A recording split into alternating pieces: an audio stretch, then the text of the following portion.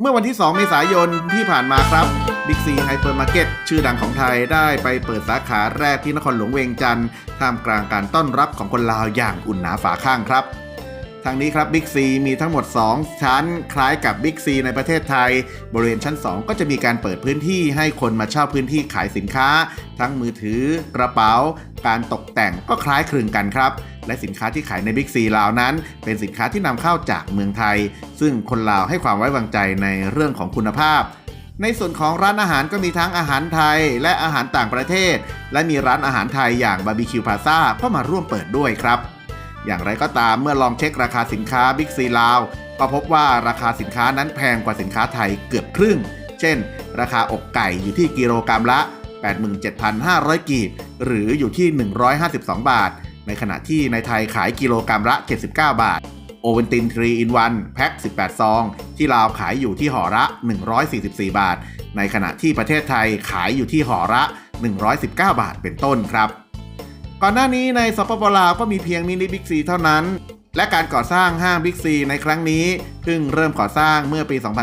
2566 และเสร็จในปีนี้และก่อนหน้านี้ทางบิ๊กซีลาวได้มีการออกบูธรับสมัครสมาชิกไว้ก่อนแล้วการสร้างบิ๊กซีลาวนี้ก็ถือได้ว่าเป็นการอำนวยความสะดวกให้กับพี่น้องชาวลาวไม่ต้องข้ามมาฝั่งไทยเพื่อซื้อของในห้างไทยครับ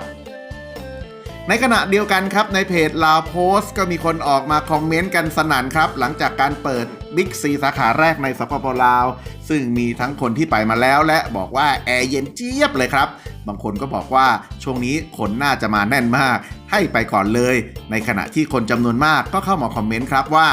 ตกใจกับราคาครับบางก็ว่าตกใจราคาสูงไปราคาครึ่งกว่าร้านทั่วไปอีกรายก็บอกว่าไปวันนี้ราคาโคตรแพงนะฮะบางรายก็บอกว่าพยายามให้พนักงานคิดเงินให้เร็วกว่านี้หน่อยบางทีซื้อของนิดเดียวแต่คิดเงินนานมากนะอีกรายหนึ่งก็บอกว่าห้างแตกแล้วนะให้คนน้อยกว่านี้ค่อยไป